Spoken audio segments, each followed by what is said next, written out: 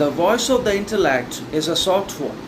but it does not rest until it has gained a hearing, meaning the intellect actually has always been a very powerful, foundational, virtuous, wise, intelligent, sovereign entity and faculty all by itself within the human mind, and also associated deeply with the human condition, nature, that directly translates itself into the actions and associates itself with the human behavior and relationships and education and all else that we pursue, aspire for, think, become. There is always the influence of the intellect and the intellectual faculties in everything in one way or another, because it has always been and is always going to remain in the future a fundamental, critical, sovereign, virtuous, important, indispensable, undeniable entity all by itself within the human being, particularly of the mind that constantly demands and desires the acquisition and achievement of knowledge, virtue, wisdom, data, information all the time, and then wants to process it, and also demands and desires again in turn validation, recognition, respect, reputation for whatever it represents, gathers, executes in its actions and behaviors with itself and also with others. So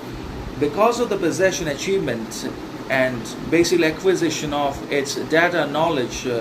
from external circumstances and from education books, it also demands to be recognized, approved, and respected all the time by the others because of its constant production of knowledge. And the voice of the intellect may be soft. The intellect basically speaks to us in a soft, tender tone, but the validation, recognition, respect it deserves is very high, great,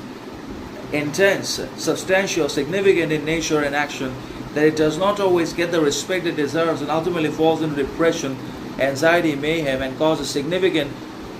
then dangerous problems in our relationships and also in our personal, individual growth, learning, progress in one way or another. So the intellect may actually speak to us in soft, tender voices, but its actual action, activity, significance, character is much higher, greater, bigger than what it seems or what it appears itself on the surface. So that's how the intellect becomes very powerful and something that has to be reckoned with, acknowledged by ourselves if we are really capable of it. But then again, intellect refers to our capacity for knowledge, reasoning, rationalizing, and for again possessing more and more knowledge through experiences, observations, and not resting at all, and also demands recognition for